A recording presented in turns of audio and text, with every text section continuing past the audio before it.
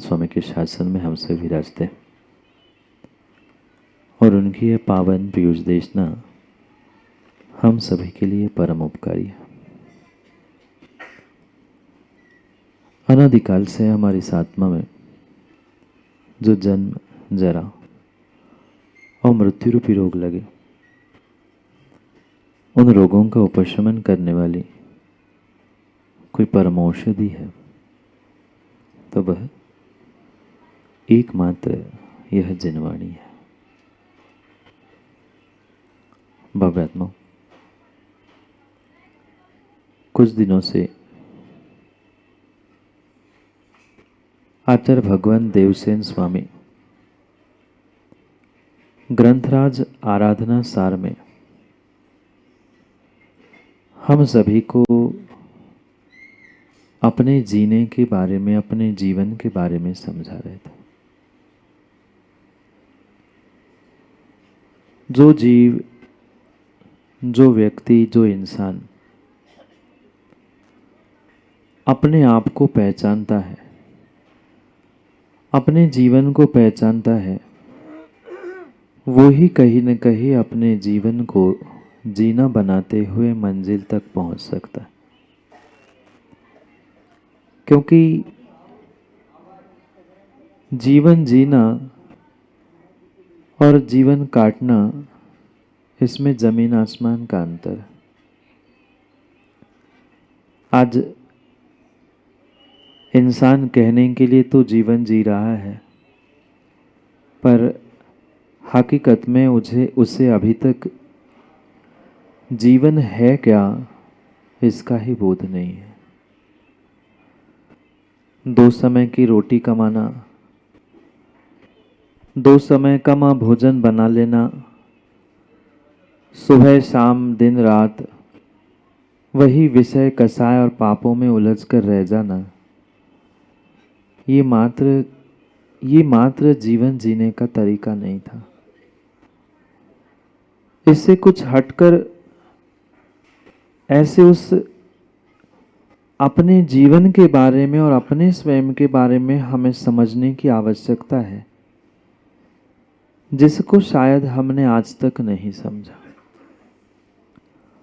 और जीवन की क्या, दूसरों की क्या, आज तक हमने ये भी नहीं समझा कि सुमत जी मैं कौन हूं। मैं नहीं, संसार का प्रत्येक प्राणी अगर इस प्रश्न का उत्तर खोजे कि मैं स्वयं कौन हूं, तो शायद आज जितनी विडंबना, आज जितनी भी विपरीतता देश, राष्ट्र और समाज में दिख रही है, वह धीरे धीरे कम हो जाए। पर व्यक्ति दूसरों के जिंदगी में, दूसरों के घरों में झांककर तो देखने के लिए तैयार है, सबकी खोजबीन करने के लिए वह तैयार है। कौन क्या है, कौन कैसा है, किसने क्या किया, किसने क्या नहीं किया, पर आज तक उसे अपने स्वयं के बारे में किंचित भी बोध नहीं है कि हकीकत में मैं कौन हूं। मात्र रटी रटाई बातें, किसी ने कही हुई बातों को दोहराते जाना, मैं एक इंसान हूं, मैं एक जीव हूं, मैं एक जैन कुल में जन्मा धर्मात्मा हूं, आदि आदि बातें मात्र और मात्र हमने रटी रटाई दूसरों को सुनाना सीखा है। पर जो हम दूसरों को सुनाते हैं, वह शायद अपने आप को अगर हम सुनाने लग जाए तो हमारा जीवन स्वर्ग हो जाए। हमारा घर, हमारा परिवार, हमारी समाज अपने आप में स्वर्ग बन जाए अगर हमें अपने आप को ये पता चल जाए कि सही मायने में इंसान हूँ। आप लोग हैं इंसान? आप लोग हैं इंसान? शायद 2 हाथ, 2 पैर, एक मस्तिष्क मिला, इसलिए इंसान का आकार धारण करते हुए हमने अपने आप को इंसान तो मान के रखा है, पर अभी हमें अपने इंसानियत की भी और अपने इंसान पने की भी कोई कीमत ही नहीं पता है। जितनी कीमत हमें धन दौलत इन बाहर के एक एक वस्तुओं की है, शायद उतनी कीमत मुझे अपने आप की, अपने जिंदगी की बिल्कुल भी नहीं है।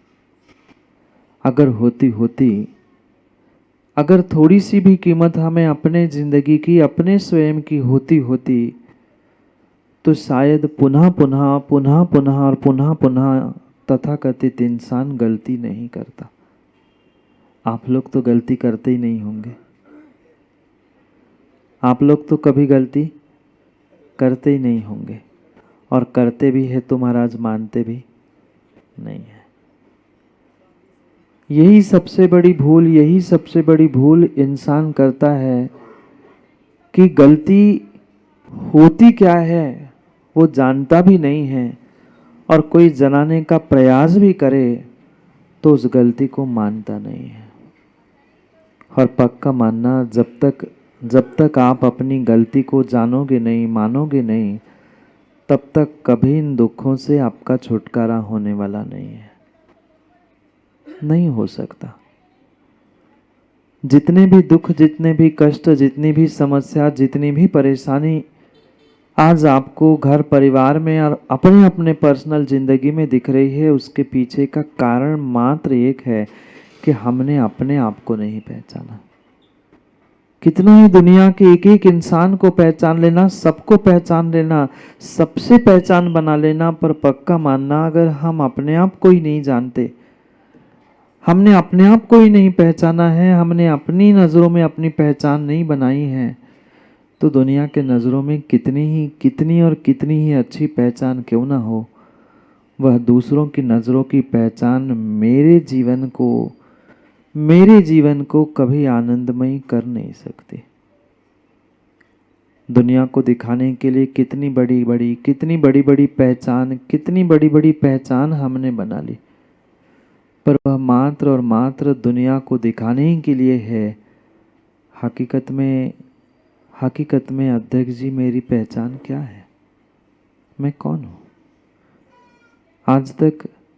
आज तक यह निर्णय एक इंसान, और इंसान क्या, तथाकथित धर्मात्मा भी नहीं कर पाया कि मैं सही मायने में हूँ कौन।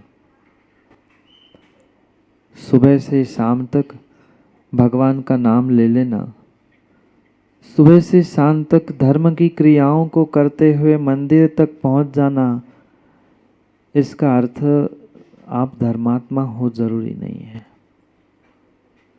इंसान का भेष प्राप्त कर लेना, अपने घर परिवार के लिए रोटी कपड़ा मकान करते करते जिंदगी में थकान प्राप्त कर लेना, ये भी कोई इंसान की पहचान नहीं है। यह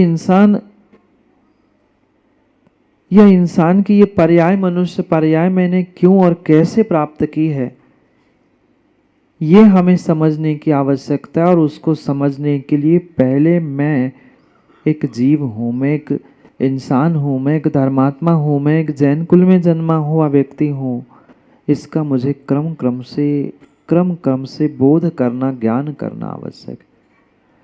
पर सही बताए तो दिनेश भाई, हमें ज्ञान की कमी नहीं है क्या?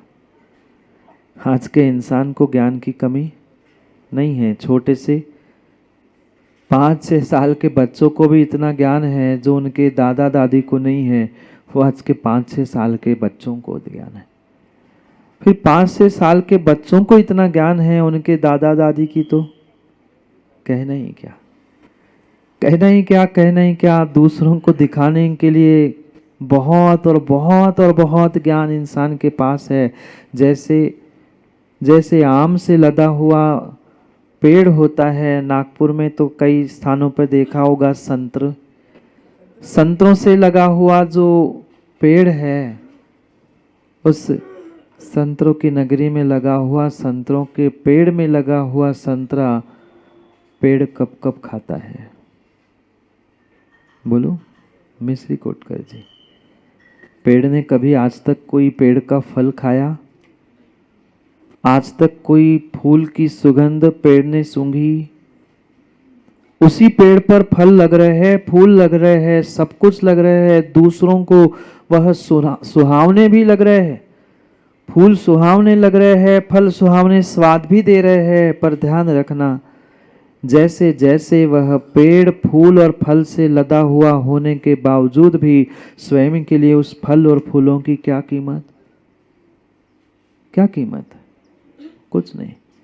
पथिक आता है, फल तोड़ के जाता है, पथिक आता है, फूल तोड़ के जाता है, जिसको जो लगा उसने वो तोड़ा, आगे बढ़ गया।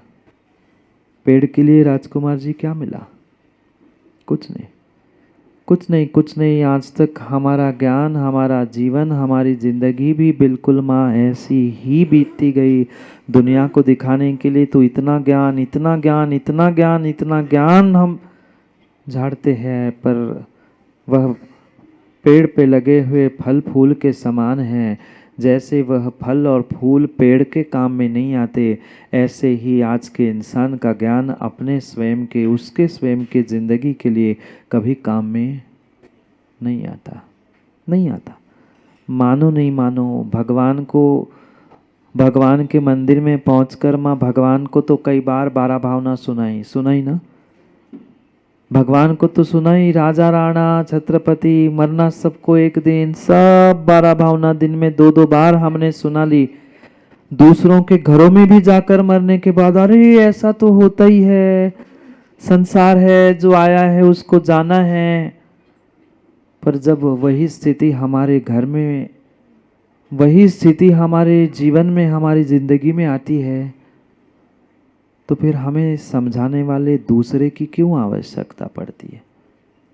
ज्ञान की कमी थी? नहीं।